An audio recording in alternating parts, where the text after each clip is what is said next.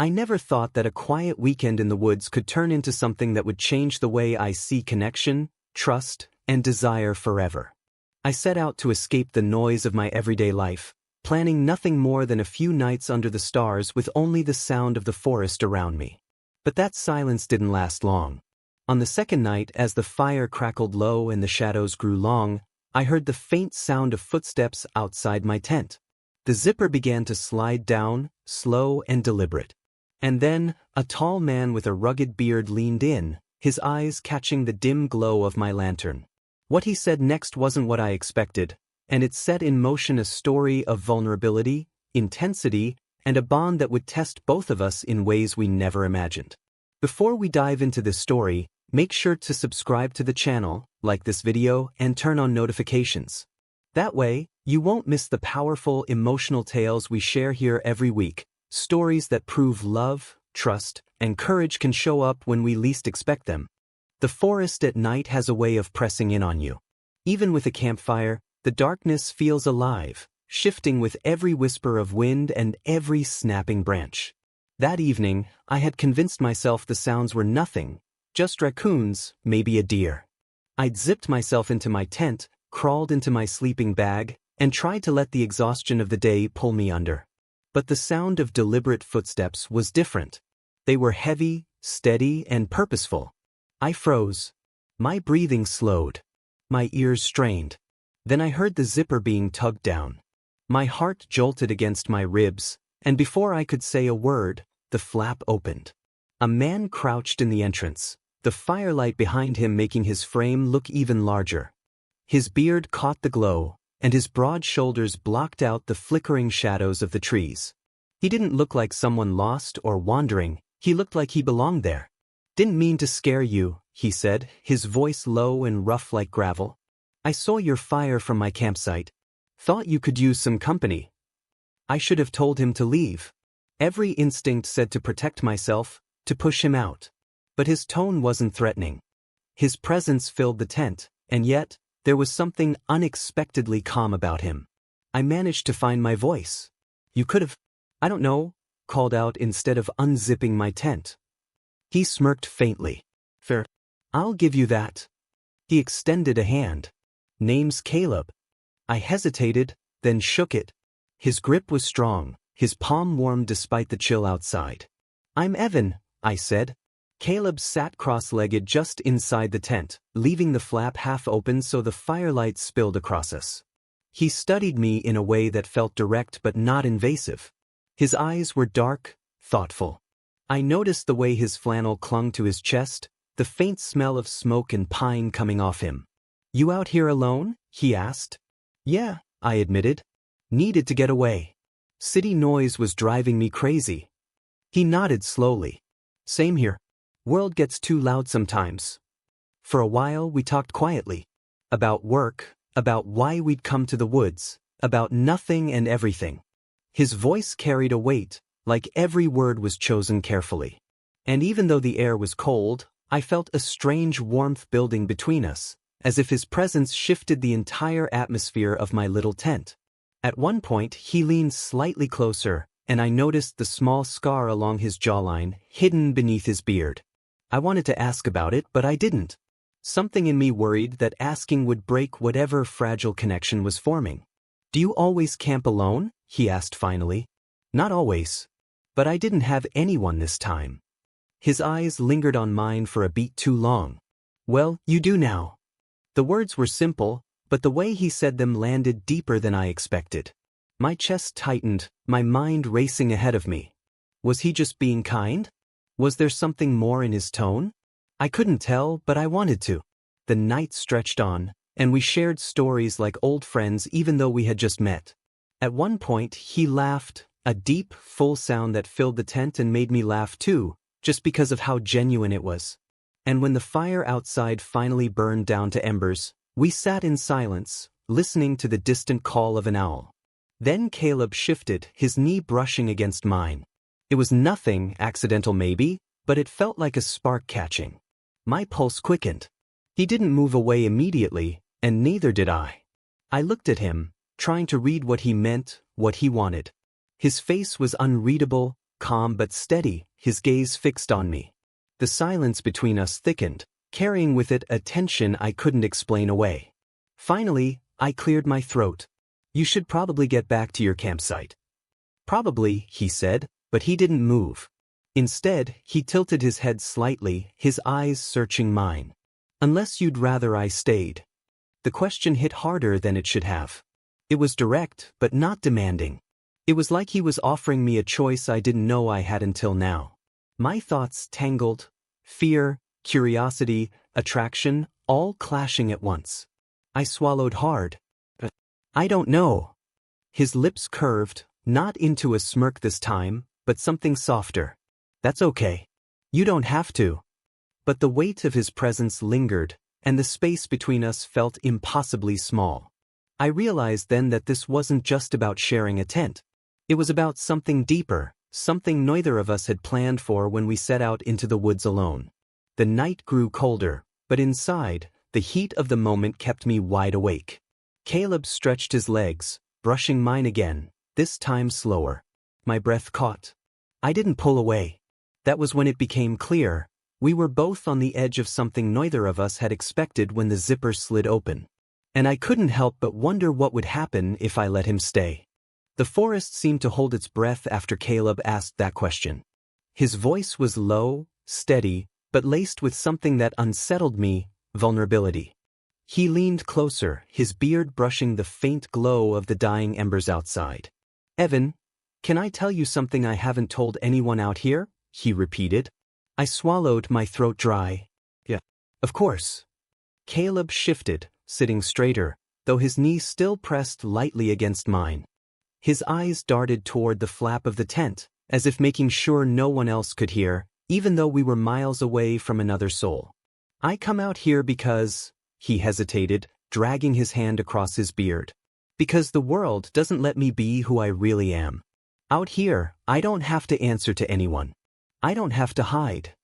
The words lingered in the cool air, heavy with meaning. My pulse thudded in my ears. Hide what? I asked gently. He exhaled slowly, almost like it hurt to let it out. That I don't fit into the life people think I should have. That maybe I want something different. Someone different. His gaze lifted, locking onto mine with a force that made my stomach twist. Do you understand what I'm saying? The intensity of his stare left me frozen. I did understand. More than I wanted to admit. My chest ached with the recognition of it. The same loneliness, the same double life of presenting one face to the world while burying the rest of yourself deep enough to suffocate. I nodded. Yeah, I get it. Caleb studied me for a moment, like he was searching for a crack in my expression, some sign that I was mocking him or about to recoil. When he found none, his shoulders softened. You're the first person I've said that to, he murmured. The confession carved out a space between us that suddenly felt fragile and powerful all at once. My own secrets pressed against my ribs, begging to be freed. The words nearly spilled out, how I had wrestled with the same feelings, how I had kept them locked up, afraid of judgment. But I wasn't ready. Not yet. Instead I asked, so, why me? Why tell me? Caleb's lips quirked faintly, though it wasn't quite a smile. Because when I sat down in this tent, I felt like I wasn't trespassing. I felt like maybe you wouldn't shut the door on me. The fire outside had all but burned out, and the only light now was the faint glow of the stars through the thin fabric of the tent. It cast shadows over his face, softening the rough edges, making him look younger somehow, almost vulnerable. I wanted to say something comforting, but my mind spiraled instead. Why me? Did he see something in me I had worked so hard to keep hidden? Before I could answer, a sudden sound cut through the silence, snapping branches, closer than before. Caleb's head jerked toward the noise, his hand instinctively reaching for the flashlight clipped to his backpack. He flicked it on, the beam slicing through the fabric walls of the tent. We both held our breath. Another snap. Then silence. Probably just a deer, Caleb whispered, though his grip on the flashlight didn't loosen. Still, the moment had shifted. The intrusion of the outside world reminded me how exposed we were. Alone in the woods, vulnerable to more than just the confessions we were fumbling through. Do you feel safe out here? I asked. He kept his eyes on the flap, scanning. Usually. But it depends who you're with. He turned back to me, and in the dim light, his eyes held something I hadn't seen before: trust. The noise faded, and with it, the tension in his shoulders. He set the flashlight down, the beam dimming as he clicked it off. We were left in darkness again, but now the silence carried a charge between us that hadn't been there before. You ever feel like, he began, then stopped, searching for the words. Like you've been waiting your whole life for a moment, and when it shows up, you're too scared to grab it? His honesty struck a chord so deep I had to look away. My throat tightened, and I nodded slowly. Yeah. More times than I can count. Caleb leaned closer, the warmth of his breath brushing my cheek. That's where I'm at right now. The admission hung between us, daring me to respond, daring me to cross the invisible line neither of us had drawn but both of us felt. My heartbeat quickened, every nerve in my body alive with the possibility of what might happen if I reached out, if I closed the space between us. But fear anchored me. What if I misread him? What if his words meant less than I thought? What if stepping forward destroyed this fragile bond we'd only just begun to build? I clenched my hands into fists inside my sleeping bag, trying to steady myself. I don't want to be wrong about this, I said quietly. You're not wrong, Caleb replied, his tone firm, as if he'd made peace with the truth long before I had. The words sent a shiver through me, equal parts fear and exhilaration. My chest heaved, my body caught between hesitation and desire. But before anything else could happen, another sound echoed through the trees, this time sharper, heavier, unmistakably human. Caleb's entire demeanor shifted.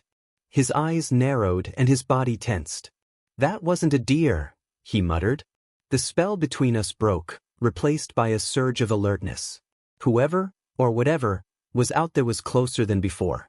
Caleb reached for my arm, his grip strong. Stay here, he whispered. I need to check. Panic rose in me.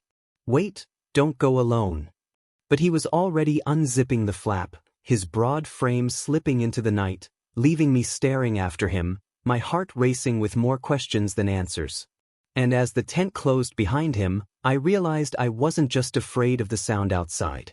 I was afraid of losing him before I even had the chance to understand what he truly meant to me. Cliffhanger. The darkness swallowed him, the sound of his footsteps fading into the trees. Then silence. And when I finally dared to listen closer, I heard it, another voice out there, low and menacing, calling his name. The moment Caleb stepped out of the tent, the silence felt heavier than the canvas walls pressing around me. I sat frozen, my breath shallow, ears straining for any trace of him in the night. Then it came again, a voice. Bruff. My stomach dropped. Caleb, the voice called, drawing out his name like a warning. I clenched the edge of my sleeping bag, fighting the urge to tear open the zipper and follow. My rational brain screamed that staying put was safer, but my chest ached with something stronger than fear, the thought of Caleb out there, alone, facing whatever threat hid in the trees. Seconds stretched unbearably. The air smelled of damp earth and burned-out embers. Every crack of twigs or whisper of leaves felt amplified. Finally, I couldn't take it anymore. I unzipped the tent slowly, the sound loud as thunder in the quiet. Outside, the forest glowed faintly under the silver wash of moonlight. Caleb's flashlight beam bobbed between the trees, but his silhouette was tense, broad shoulders squared. A second figure stood just beyond the edge of light, a man in a worn jacket, cap pulled low. What are you doing here? Caleb's voice was firm, carrying more authority than I'd ever heard from him. The stranger shifted, boots grinding against gravel. Could ask you the same thing, he said. This is my land. My chest tightened. My land. The words carried an edge sharp enough to cut. Caleb's head tilted slightly toward where I stood, as if sensing my presence. It's late, Caleb replied, his tone calm but clipped. We'll be gone in the morning. The man took a step forward, his features just visible now in the moonlight, weathered face, jaw tight with suspicion. Morning's too far off. Don't want people like you camping here. The phrase stung, heavy with implication. People like you. I didn't know if he meant strangers, trespassers, or something else entirely. Caleb's stance stiffened, his fists curling at his sides. "Look," Caleb said, his voice low but steady, "we're not here to cause trouble. Just passing through. You have my word." The man's gaze flicked toward me, barely visible in the shadows near the tent. His lip curled faintly, then he spat onto the dirt. "You've got 1 hour. Then you're off my property. Don't test me." With that, he turned, disappearing into the thicket, his footsteps fading until the forest was silent again. I exhaled shakily, realizing I'd been holding my breath the entire time.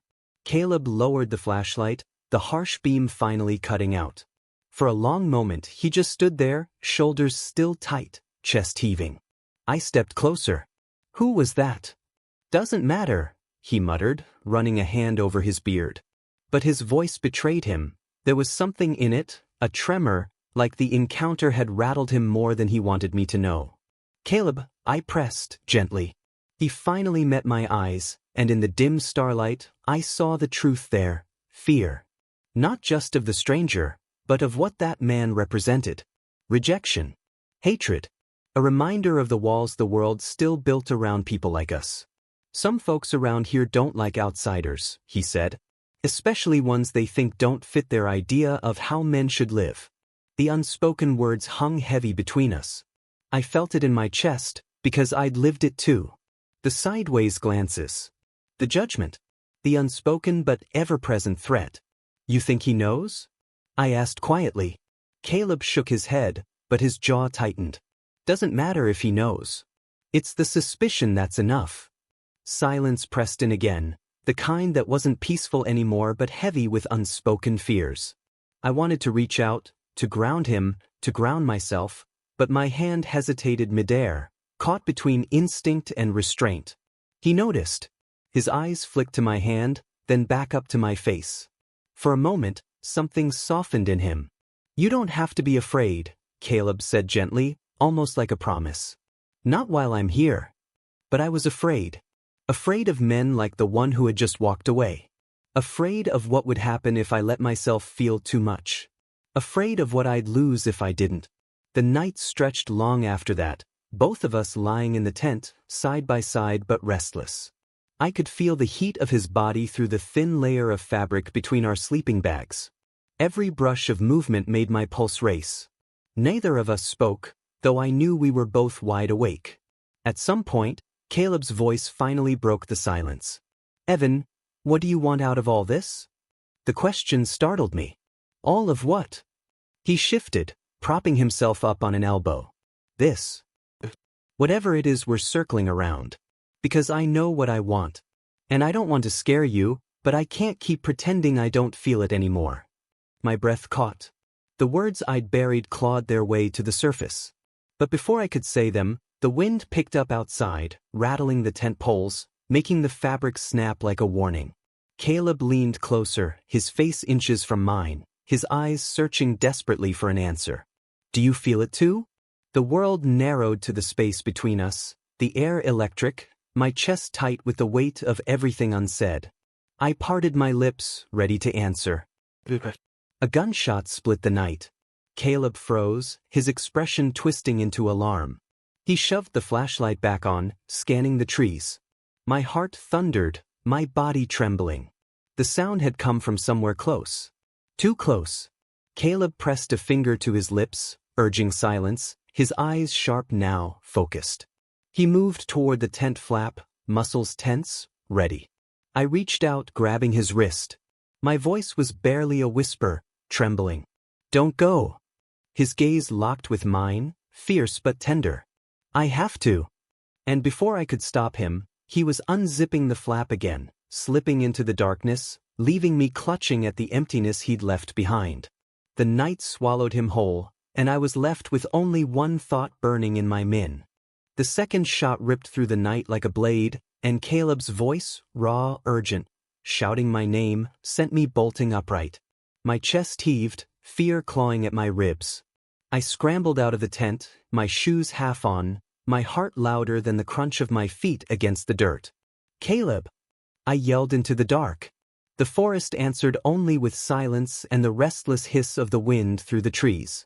A faint glow caught my eye deeper in the woods, a swinging flashlight beam. My legs moved before my mind caught up, every instinct pulling me toward him. Branches whipped at my arms, roots grabbed at my ankles, but I didn't stop. Then I saw him. Caleb stood in a small clearing, the beam of his flashlight pinned on the same man from earlier. His rifle was slung carelessly against his chest, his expression twisted with something bitter and old, like he'd been carrying hatred his whole life. "Put it down," Caleb demanded, his voice steady but his stance coiled tight. The man sneered. "Trespassers don't get to make demands." His gaze flicked past Caleb to me, and his smirk widened. "And look at that, you brought company." I froze, breath snagging in my throat. Caleb shifted subtly, stepping between us. That simple act lit something in me. Fear, yes, but also something deeper, a raw realization of how much he meant to me. "You don't want to do this," Caleb said, voice lower now, calmer. "Let us leave. No one gets hurt." The man's laugh was sharp, cruel. "You think I don't see what's going on here? Two men, alone in the woods. Think the world doesn't notice people like you?" The words hit like fists. I felt the heat rise in my chest, shame and anger knotted together. Caleb's jaw tightened, but his voice didn't waver. "What you think you see isn't your business." The man raised his rifle slightly, the movement deliberate, taunting. My pulse roared in my ears. I could see it in Caleb's stance, the calculation, the readiness. But there was no winning here. Not with violence. "Stop!" I shouted, my voice cracking the tension like thunder. Both of them flinched, the flashlight beam jerking across the clearing. I stepped forward, my hands raised though they trembled. "We'll leave. Right now. Just let us go." For a long, unbearable second, the man's eyes bored into mine. And then, slowly, he lowered the rifle. Spat into the dirt again. "Get off my land. Don't come back." He turned and vanished into the trees, the weight of his threat lingering like smoke. The clearing went quiet. Caleb's shoulders sagged, the flashlight beam shaking faintly in his hand. I exhaled a breath I didn't know I'd been holding and stumbled closer to him. "You okay?" I whispered. His eyes met mine, dark with adrenaline and something else, something deeper. "I should be asking you that." The relief of his voice, the steadiness of it, cracked something open inside me. Without thinking, I reached for him. He didn't hesitate. His hand gripped mine, firm, grounding, like he was tethering me back to earth. We walked back to camp in silence, the weight of the night pressing on our shoulders. The tent looked smaller than ever, fragile against the immensity of the forest. Caleb killed the flashlight and sat down heavily, his hands running over his face. I sank beside him. For a long moment, neither of us spoke. The fire had burned low, its embers glowing faintly, casting soft shadows that danced across his features. Finally, I broke the silence. Back there, when he said those things, I swallowed hard. I don't want to hide from it anymore. From what this is. Caleb looked at me, his eyes searching, the firelight catching the edges of his beard. His voice was quiet but steady. "Say it, Evan." My chest ached, but the words came, trembling but true. "I feel something for you. And it's not just tonight, or fear, or adrenaline. It's been building since the moment you opened that zipper and stepped into my tent. I don't want to pretend it's not there." For a heartbeat, silence. Then Caleb's hand found the back of my neck, warm and certain, pulling me closer until our foreheads touched. His voice was low, almost a breath. "I've been waiting to hear you say that." The world outside the tent, rifles, strangers, danger, faded. There was only the closeness, the unspoken understanding that what we were risking was worth more than what fear could take away. We didn't sleep much that night. Not because of fear, but because the air between us was too charged, too alive with all the things we'd finally allowed ourselves to feel. When dawn broke, soft light spilling across the clearing, everything looked different. The forest wasn't menacing anymore. It was alive, vibrant, a witness to what had shifted between us. As we packed up camp, Caleb glanced at me, a small smile tugging at the corner of his mouth. "Guess this wasn't the peaceful camping trip you had in mind." I laughed softly, the tension finally loosening. No. But maybe it was the one I needed. We loaded the last of the gear, the silence between us no longer heavy but comfortable. As we stood at the edge of the trail, ready to head back to the world waiting beyond the trees, Caleb slipped his hand into mine. Not hidden. Not hesitant. And for the first time, I didn't feel afraid. Because love, I realized, isn't always found in quiet places. Sometimes it's forged in the middle of storms, under the weight of fear and fire.